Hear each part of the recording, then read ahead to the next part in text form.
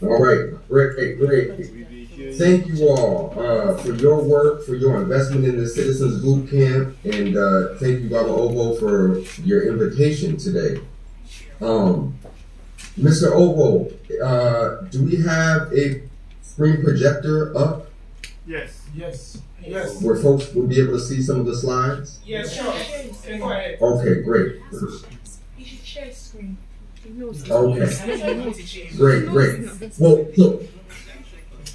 So I just want to get right into it. My name is Jacob Penny Johnson. Great. I will share my screen in a quick moment.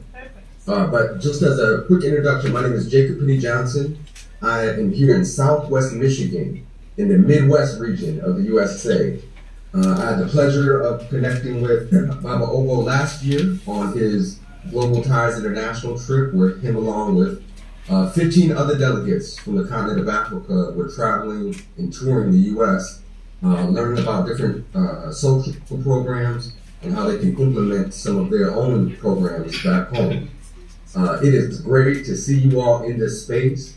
From the little that Mr. Ovo has shared with me about how the Citizens Bootcamp, it's the idea of investing in young leaders like yourself, who can in turn go out in their community and make change. That's powerful. From the little bit that I heard coming into this conversation, there were some conversations around mental health, and just understanding how much all of our issues are intertwined is also something that I'm very passionate about. And so I wanted to come today and just share a little bit about my work here in Michigan, and then also hopefully inspire you all through sharing some of my work, and then also through sharing some tips around understanding our purpose. I know you all are talking some about action planning, and so I'll touch some on that. And then really just understanding our why, being centered in our why and our purpose, and then talking some about action plan. And so I will share my screen.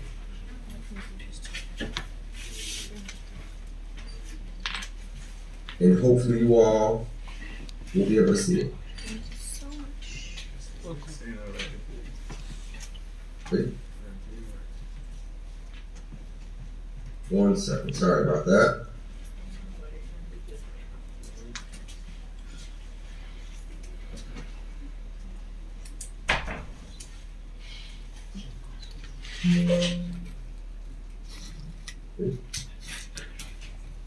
All right, can you all see the screen? Yeah.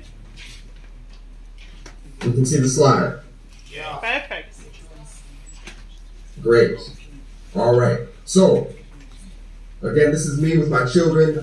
In part of my introduction, I should also mention that I have been doing social service and kind of nonprofit work here in Michigan for around 10 years. A big passion of mine is men's health and fatherhood support work. I have a background in social work and holistic health. And so this conversation that I was hearing around mental health was something that was very interesting to me too as I was coming in. I just wanted to share this quote that is a great quote that I live by from Grace Lee Boggs. And the quote is, "We are the leaders we've been looking for."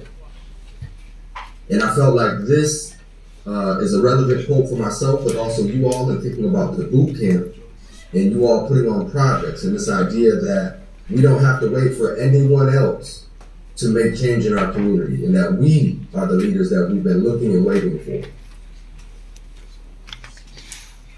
And so my hope again for this session was just to talk a little bit about myself and my work history overview, to share some of my tips and ideas around getting grounded in our purpose and in our power, and then going beyond passion and purpose and talking some about strategy and action planning. And so I'm going to kind of try to just zoom through some of this information in these slides, but I will also make sure to share this with Mr. Ovo so he can share with you all as well. So I just wanted to share for a minute a little bit about some of my work history, and that includes helping start and found a program that we call Project X, which is somewhat similar to the Citizens Bootcamp, which was about investing in youth leadership, and then also supporting youth and young people in leadership development, community organizing, and such. I also worked at a nonprofit organization here in town called SHARE, which stands for Society for History and Racial Equity, which promotes racial equity but also does a lot of research around the history of African Americans in Southwest Michigan. I'd spent some time working at our Health and Community Service Department in the Maternal and Child Health Unit for our fatherhood program. And so we have a maternal child health unit that supports new parents, and part of my work was specifically supporting new fathers. I've also had some experience working for an organization called Urban Alliance for the Momentum Workforce Development Program, which was all about supporting adults in finding employment. And so we had a 6-week program that we took individuals through, and upon graduating, we would help place them in employment. Specifically, these were individuals who maybe had criminal records, were maybe dealing with mental health crises, or were maybe unhoused. And so really looking to kind of support individuals with a second chance. This idea of supporting individuals who have maybe criminal records. I've also spent some time working at our local public defender's office here in Kalamazoo, Michigan, which is a law firm that represents individuals in Kalamazoo who have been committed with crimes but cannot afford an attorney. And so part of my work was community engagement specialist. So to connect resources and programs to individuals who are being represented for crimes.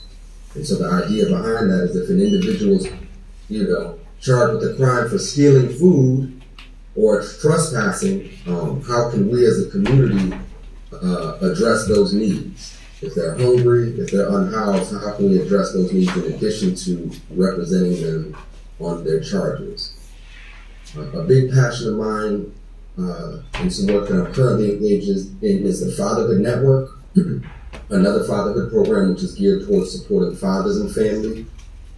In Michigan and the U.S., there's a lot of data and research around the impact of healthy, engaged fathers on children and communities. And so the idea is that if we can support fathers in being healthy and engaged in their children's lives, that our communities are far better off. An organization that I currently work for is called the Early Childhood Investment Corporation.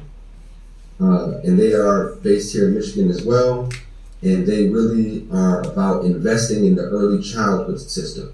So doing a lot of work around supporting communities and building new child care centers, but also investing in parents as leaders. And so understanding that parents have a huge influence on our communities as well, and that really we need to be framing issues from a family-centered dynamic. And so I just wanted to share some of that recent work with you all. Part of what I wanted to talk about today, and I'm sure you all are talking about through your time in the boot camp, is what is your why? What is your why for being in the boot camp? What is your why for wanting to put on whatever project you are working on? And I think it's really important that we center ourselves in the why and that we're able to communicate that. And so for me, a lot of my why is my family and historical context. I'm the son of a civil rights activist. And through some of my family history, I've been inspired to make change in my community. And so this idea also that in our work and in our projects, historical context matters. That we may be putting on projects in the year 2013, but how did we get to this point? And how did this need in our communities arise? And so it's important that we're able to talk about the historical context of the issues we're facing. And so, as part of my why, I think a lot about some ancestors and my father and grandfather. And so this is a picture of my father and grandfather. And as I mentioned, my father was a local civil rights activist, but he was also a Vietnam veteran. Wow. And so this idea of being a son of someone who is a veteran on two fronts, is the Vietnam War veteran, but also a civil rights veteran. And so with that has really encouraged and inspired me to do a lot of work in understanding the systems that are at play that affect our lives. So just a few more pictures of my father, and I think as we think about our projects and our work, one thing that's also important for us to think about is our legacy, right? That none of us will be here forever. And so what will our legacy be with our work when we leave? And so I think about my father and his legacy through his civil rights work and him being a veteran and some of the seeds that he's planted. And so just want to encourage you all to think about your legacy as you do the work as well. And so, as I mentioned, I'm big into racial equity and racial history and historical context. And so when we think about the problems in our communities, in our local communities, it's important that we keep the macro approach. And the system.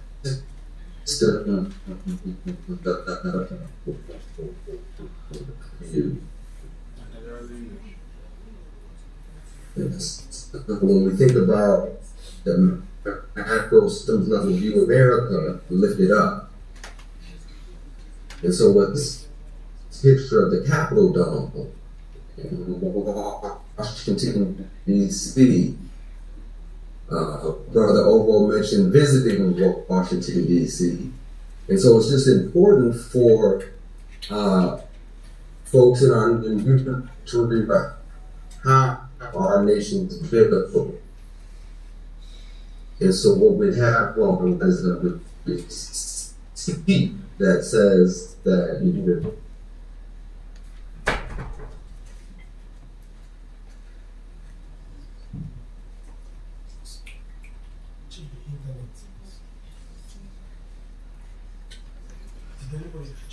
we are saying, so please. Recording in progress. for children. And so we do that through programs and services. Part of that is one-on-one peer support. If there's a new father in the community, we wrap around him as a man and as a family and support him with whatever resources and supports they may need and kind of walk alongside them in their fatherhood journey. And we also have community events, things that we call dad cafes, where we're getting men and fathers in the community together to talk about manhood, fatherhood, and child growth and development. And so we think that's important because a lot of times our role as men and fathers can be, we're just in the community, we're just doing work, and we're kind of unengaged from our child's life and growth and development. And so part of my work and my passion is connecting the two more and saying that we don't have to separate our community work from our family work. And so part of the goal of the Fatherhood Network, in my eyes, is to connect some of those two. And then to also support fathers in taking action in their community. And so sharing a little bit more just about some of the work experience, very similar to I think what you all are engaged in, supporting young people with building the analysis around histories of oppression, but also building leadership skills to make change in their community. And so these are a couple examples of some of what that work has looked like in the past.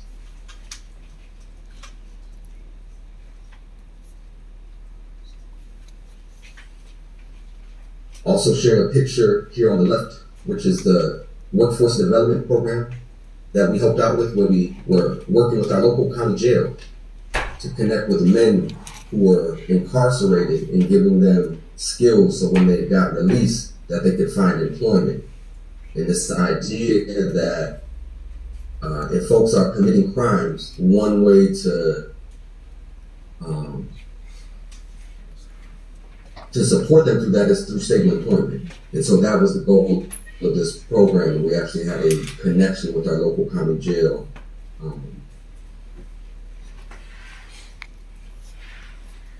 And so I just wanted to share some of these as examples of what the work has looked like. Another big piece of the work in the United States and in the community that I'm in is this issue and this conversation around healing. And so I talked some about the history of our nation and talk some about the history of my family. And I think we move forward in building new systems and healing. when I came into the presentation, there was someone who was talking about mental health and this idea of health and wellness. And I think a lot of times when we think of health and wellness, we think about our diet, our physical standing, but oftentimes we don't think about healing and the need to address trauma and hurt and pain in our community so we can move forward. And so we have some frameworks that we've been using around healing and community healing so we can begin to really address other issues in our community. And so I mentioned the organization that I'm currently working for, the Early Childhood Investment Corporation, and I want to lift up that a big part of that work in investing in Michigan's future is childcare.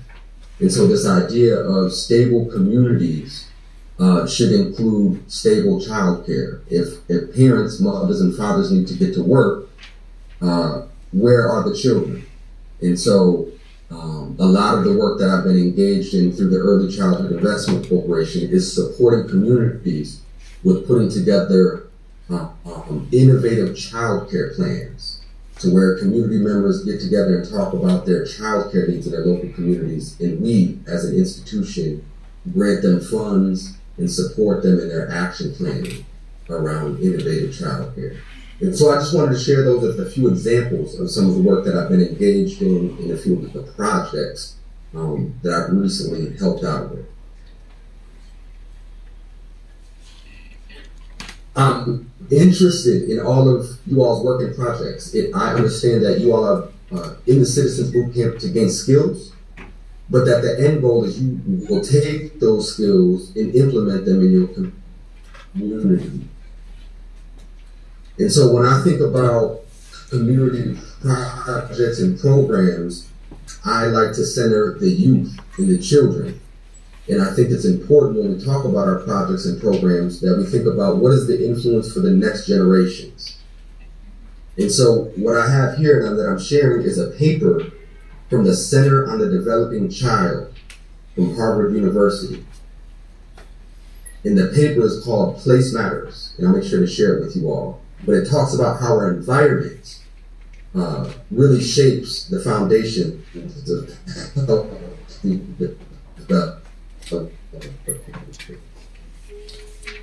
opportunities, in this idea that there are indicators in our communities that can give us insight on the outcomes of children.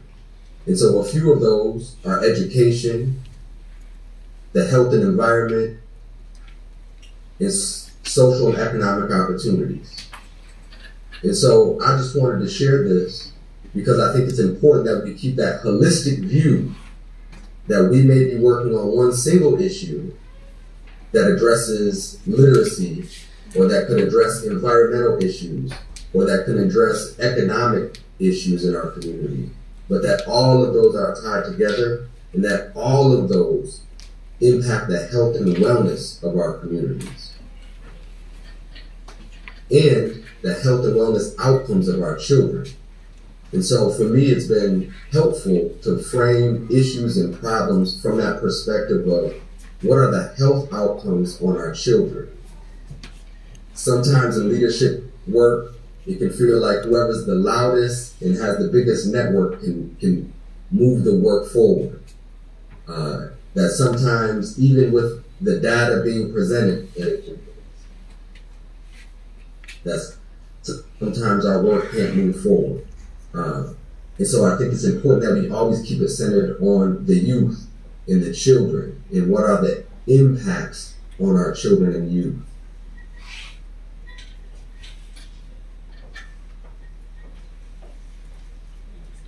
And so I want to talk about this idea of the theory of blind contribution.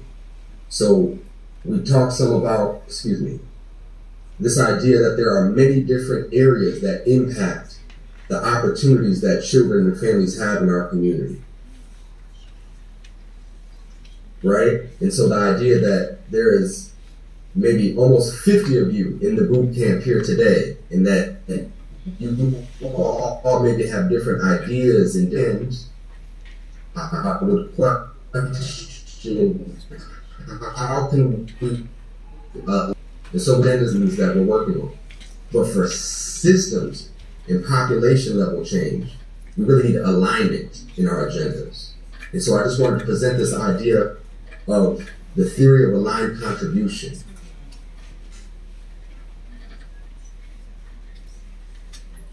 And the idea that our work and our projects have to be aligned with other works and projects in the community. And that we have to be able to measure those. And so this illustration kind of gives a little more insight on the theory of aligned contribution.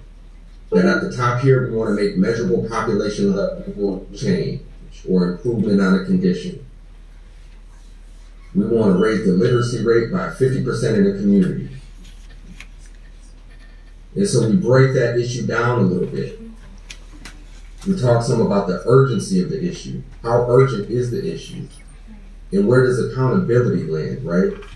Who has the power in our community to address this issue outside of us?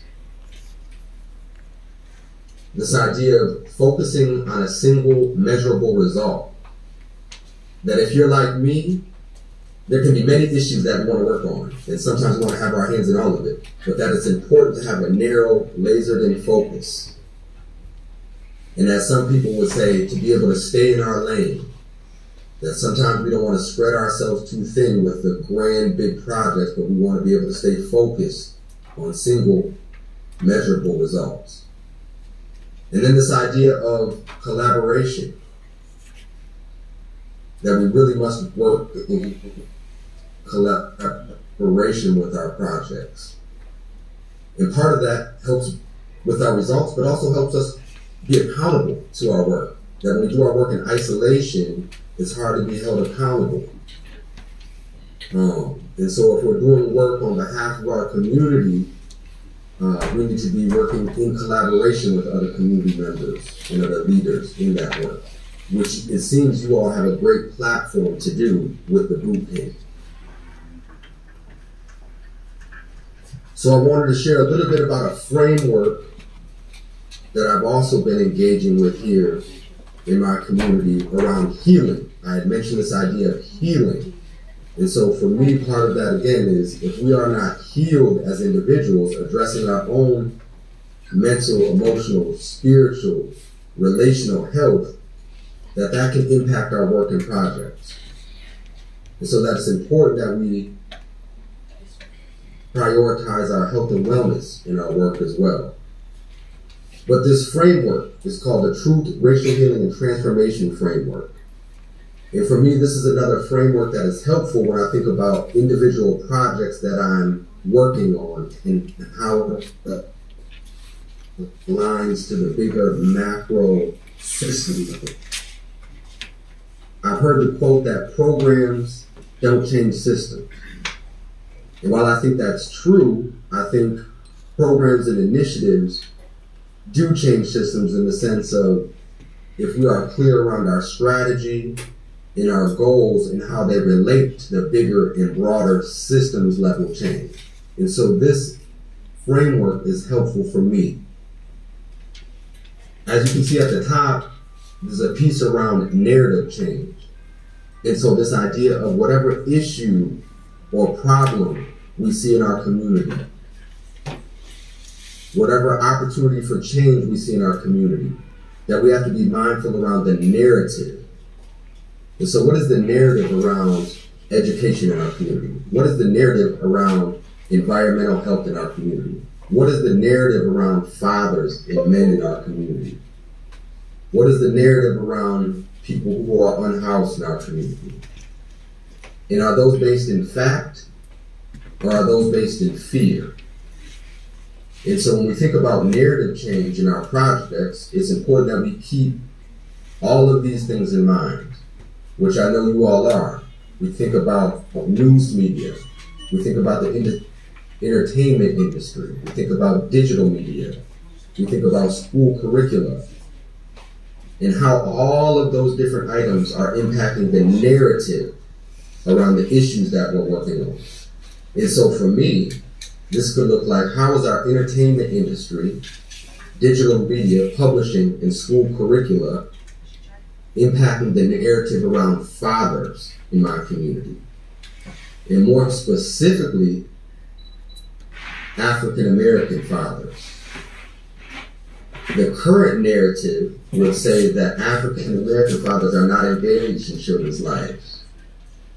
The current narrative would say that fathers are uneducated about our children's social and emotional growth and development.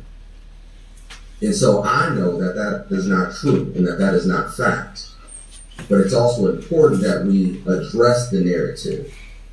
And so when we see some of these news headlines, I think that's a way where we can address the narrative. So I was sharing some of those news clippings before. And I think it's important that we get out in front of the narrative around the issues that we're working on in our community. And then also looking at how our specific work or specific issue fits into some of these buckets. And these are only 3 buckets. When we talk about separation in the sense of U.S., segregation, colonization, and concentrated poverty.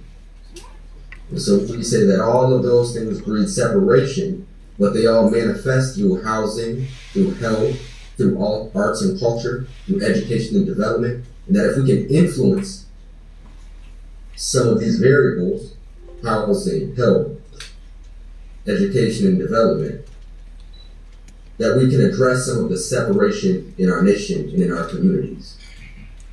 The second bucket is law, and that at the end of the day, we really have to address our civil, criminal, and public policies in our community. And how are those impacting the health outcomes? And so how is law enforcement? How is safety in our community? How is incarceration or immigration and migration? How are all of those things in the policies around them impacting our work? You have some huge issues in the last few years around law and policies, and this idea of safety in communities, and what does that really truly look like? And then of course this idea around economy, and that at the end of the day, we have to address our economic systems, and we have to be clear around how our projects will address our economic system. And so I just kind of wanted to share this as a framework, and this is just one of many, but then also encourage you all to think about your projects in terms of a broader systems framework. That you all have individual projects that fit into a bigger macro systems level change work. And that it's important that we're able to map that out.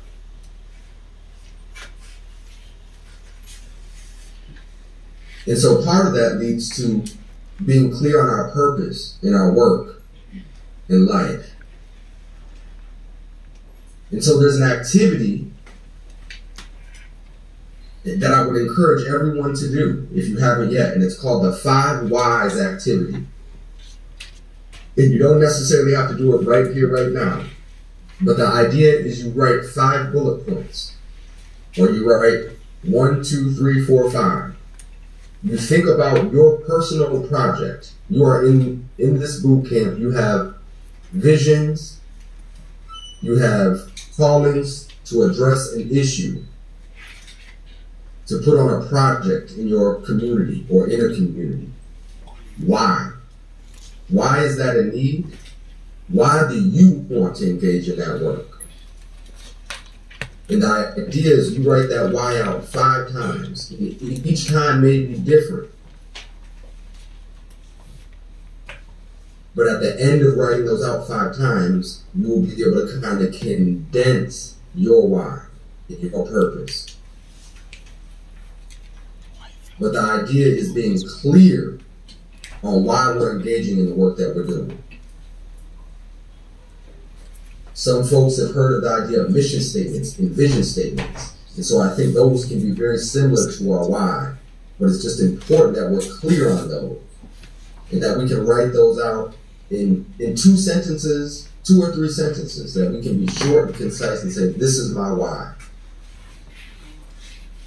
And so I want to encourage you to think about that 5 whys activity and really write out and be clear about your purpose in your work and how that ties back to your life.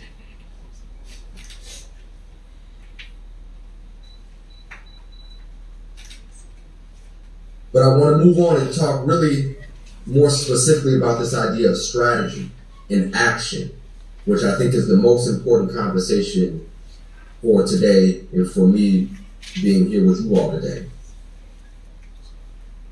And so we can be passionate about many things. We can be passionate about many things.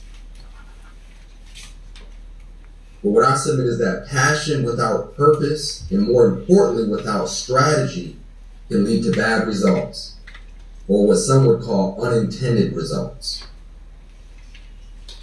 And so I really appreciate that you all are diving in and talking about action planning today, because I have found myself in situations that weren't always helpful because I was very passionate about an issue, but I had no strategy to back up my work. And so I would find myself in spaces and in rooms advocating for issues and advocating for change, but not really having a long-term strategy around that.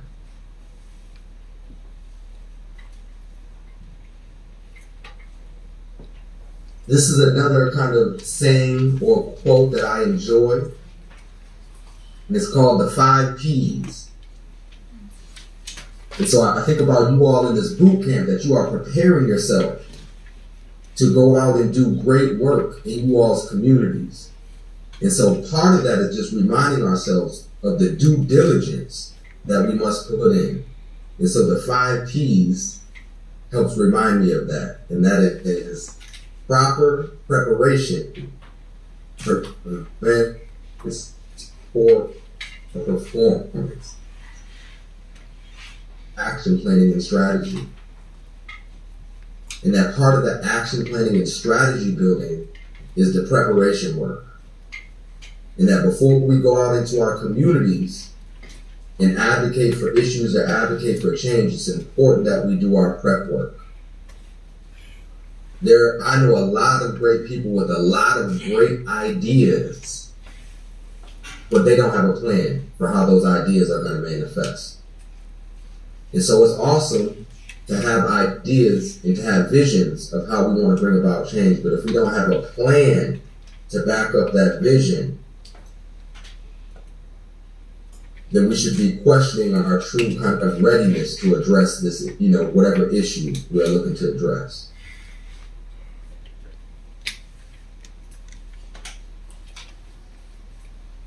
And so I'm sure you all are also talking more about values and purpose and how that leads into actions and impact that you want to make in your communities. And so some essential questions that we have to ask ourselves as leaders and individuals who are looking to make change in our community is, what is our purpose? How does that tie back to our values? What actions do we think or feel need to be taken? What will be the impact of those actions? And then how does it align with other work in the community?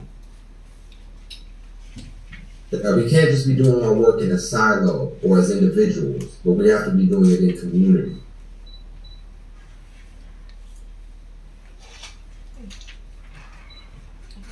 Another essential question to ask as we think about our work is, who has the power? While it's great to be centered in our purpose and in our values and in our mission and in our strategy, we also have to ask this idea of power. That we can have a strategy, we can have ideas around actions that we want to take to make our community better in whatever way. But we have to ask, who has the power to make that change? Where does the power land?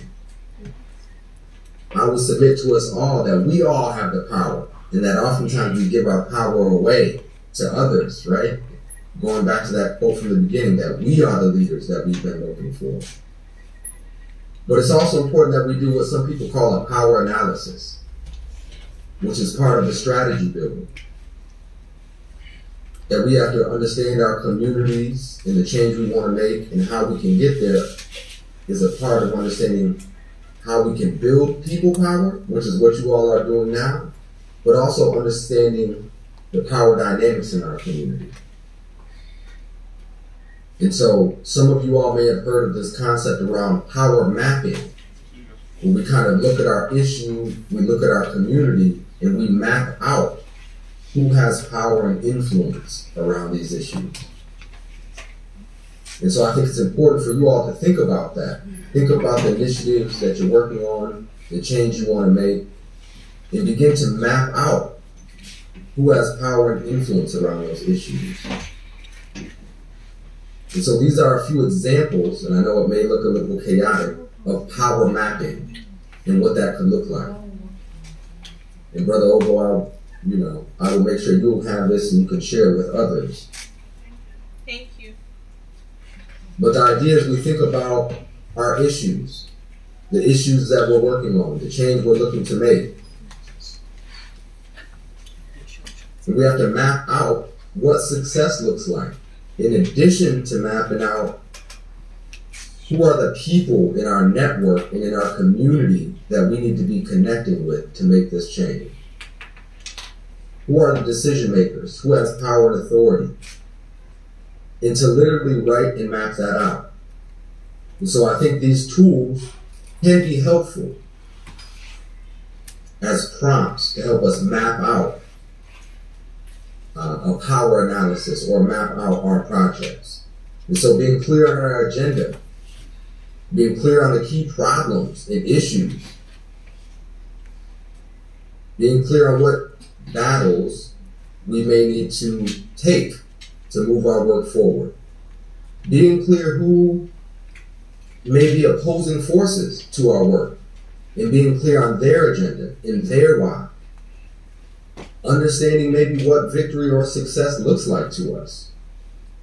Understanding who are our allied forces, or who are folks who are in community with us who can support us in our work.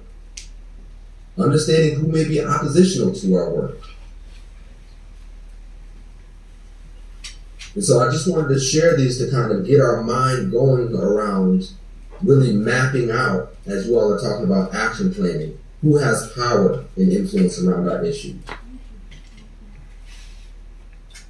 And so this one on the left here, full of circles, is really about a power map around decision makers.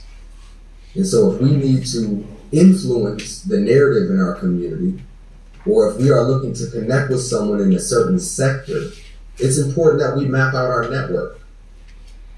We talk about this idea of,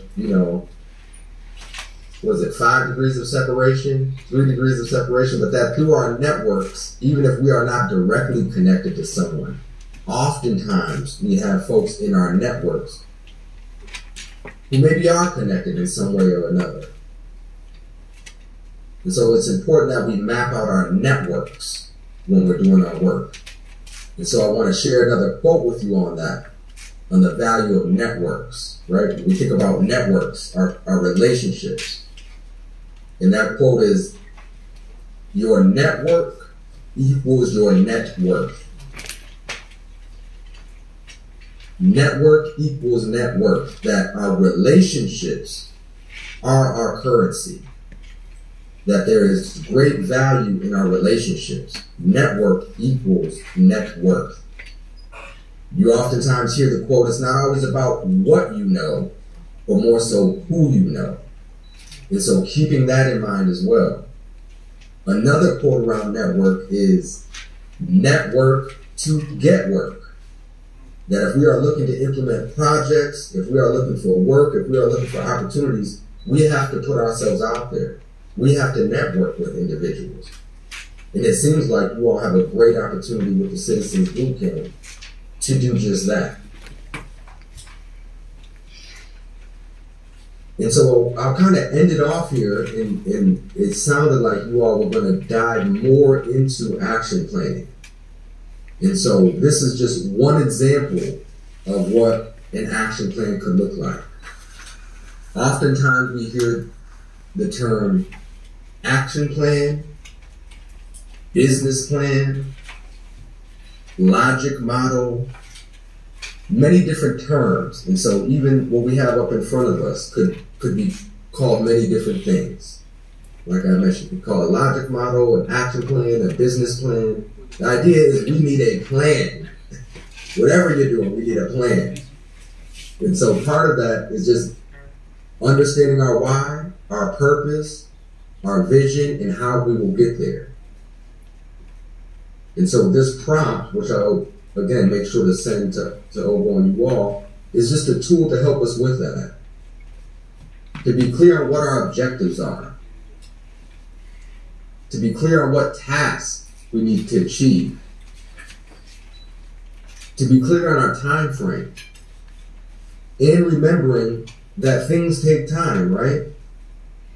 That oftentimes we have grand visions, awesome ideas, but we want to have those ideas and visions manifested tomorrow. And understanding that great things take time, and that is part of that 5 P's. Proper preparation prevents poor performance. And so when I hear of business leaders in my community, they talk about writing out at least a 3-year plan and saying, if we are looking to make substantial change, we need to vision out what do the next 3 years look like, and understanding that in any project, business, or initiative, that there can be bumps along the road. And sometimes the startup phase is the hardest phase. So time frame, and being clear on that. Resources. What tangible things do we need in order to complete the task? Of course, a lot of us think about funding and finances. That is the first thing that comes to mind. We need funds and resources. I again want to encourage you to think about your relationships and your networking. And that if we can be clear on our why and our purpose, and we have a little bit, a plan behind our why and our purpose, and we're able to communicate that with folks in our network, that is a resource.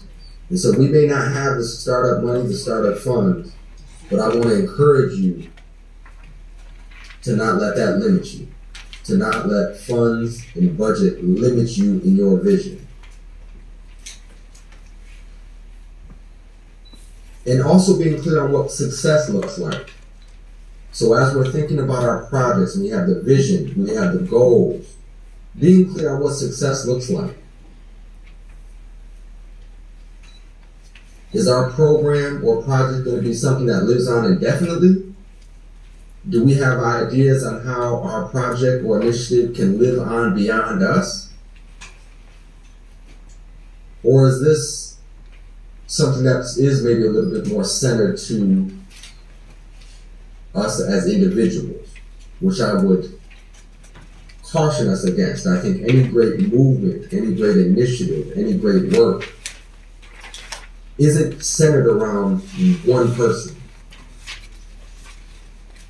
While we need vanguards and individuals who can spearhead movements and spearhead work, this idea of collective approaches and cooperation and teamwork is also something that I encourage. And so in most of the work that I've been a part of, there have been committees of individuals. Not so much just one person who kind of makes all of the decision. And sometimes we need those leaders to delegate, right? Sometimes we need leaders to delegate. While we want to be working in collaboration and cooperation, we also need to acknowledge that sometimes hierarchy can be beneficial if we all know the purpose and we're all clear on our vision. And so, don't want to ramble too much more about this, and I know you all will be talking more in depthly about action planning, but I just wanted to share some of this as some sparkers for you all, for your brain as you think about your projects, your work, your time in the boot camp, and you vision out what's possible, just being clear on your plan. And so that was mostly what I had to share with you all today. I would love to maybe hear a little bit more about it, the questions that you all have, get to. But I want to share my contact as well. Please feel free to reach out. And just want to encourage you all, again, that we are the leaders we've been looking for, and that we do have the power to make change in our communities, and that we don't have to look or wait on any kind of government factors or any one period to address the change that we know needs to be made in our communities. And so I know you all are doing great work in your time at the boot camp, and I'm excited to hear more about what comes out of you all's time in the boot camp, and specifically more about your projects that we'll be implementing. So thank you all for your work and for your investment. And that is what I had to share.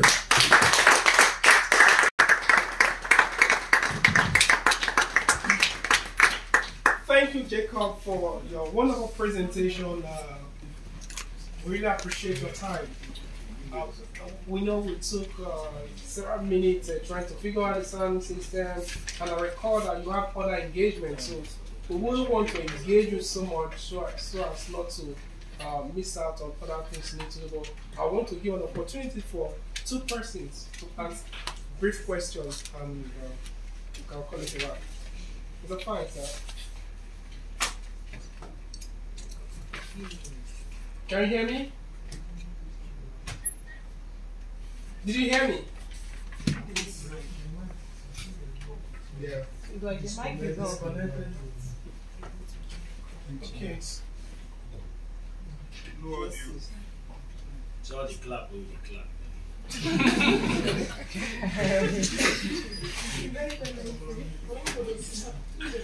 I just want to say thank you all again. Can you hear me now? Gotcha. Yes.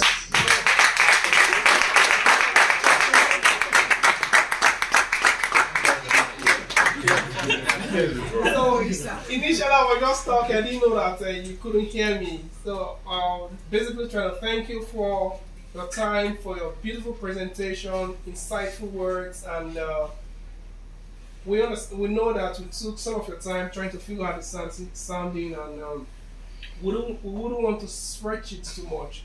So I would request that you give permission for 2 quick questions, and we just respond to them quickly, then we can call it a wrap. All right, so yes. You first, the second. Okay. 30 seconds, straight to the point.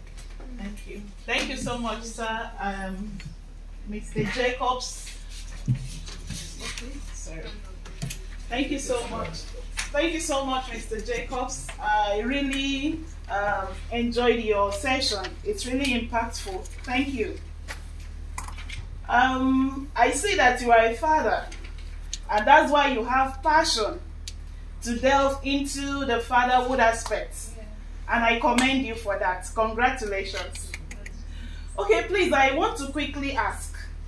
You've talked about task, you've talked about values, you've talked about vision. So now I want to ask, can you please, expatiate? What are the similarities between task, values, and vision, and what are the differences? Thank you. Okay. Would you like to take the 2 questions at the same time, or one after the other? Let's do 2 questions at the same time. Okay. I got that question, and then, well, I can either or. I can address that question, or if there's another question, I can take that and answer both. Okay, so the second question. Okay, I don't know if I'm audible. Yeah, can you? So, am I still with you here? Yes. That's it for you. Alright. Thank you very much, sir, for your inspiring session. We really appreciate and enjoy it and learned a lot. Sir, my question quickly is that how can you be able to be navigating from different tasks? I have learned that you are doing a lot of things. How are you managing to navigate from one thing to another? Thank you very much, sir. Thank you. So, over to you. All right. I didn't get that last question. Can we repeat that last question? Okay. Use your campaign voice. Can you come forward? Just come forward. Okay, I should come forward. You can start from there. That's the question. Yes. Yes. So I'll try to answer. Great questions. Thank you all again, just for your time and for your great questions. I think both of those questions kind of align together in some ways. And so this idea of multitasking and task management, for me, directly ties back to the question around values, vision, and mission. And so for me, the question around distinguishing between tasks, values, and mission. Values is like, what do I care about? What do I value in my life? And so for me, I value justice, I value health and wellness, I value equity, and I value supporting individuals in my community who are struggling. And so that ties to my vision and my mission around the work that I want to engage in. And so I know that I want to engage in work that is connected to wellness, justice and equity, youth and family support. And so I think for me, this idea is being clear on our why, being clear on our values, helps us distinguish helps us distinguish our vision and mission. But that can also help us identify what tasks we need to engage in. So here. Thank you so much, sir. Okay. Yes. And so I'll keep. Okay. And so real quickly, the question around multitasking and managing different projects, that has been a struggle. As someone who has passion, and that for me was going back to being clear on our purpose and our why, because I can assume there are some of you who are like me that are just passionate in wanting to make change in our community. But we also have to be mindful that we only have so many hours in a day, and that there's only so much we can do alone. And so prioritizing has been a great tool for me. I actually have a couple project management tools that I use. One is called Trello. It's an online project management application that's free, Trello. And that can help prioritize some of our tasks. There's a great book called The 7 Habits of Highly Successful People. And you all may have heard of this book, The 7 Habits of Highly Successful People. And that talks a lot about time management and how we prioritize our time. And so for me, that is something that I try to do, is prioritize what I give my time towards. There are many places and meetings that I want to be at, but I don't have the time or the capacity. That also goes back to having a committee and working in collaboration and community. That we as one individual, we don't have to be everywhere. We don't have to do everything in terms of multitasking and managing projects. But when we can work in partnership with others, we can delegate some of those tasks or some of those needs and some of those management needs. And so I would encourage us all to have partners in our work, thought partners, but also work partners, folks who are willing to invest their time and energy into the work. And I would also encourage folks to check out the book 7 Habits of Highly Successful People, which gives some great tips on prioritization around time management. I hope that helped out some. Yes, sir. Yeah. Thank you. Thank you, sir. Serious. Thank you very much.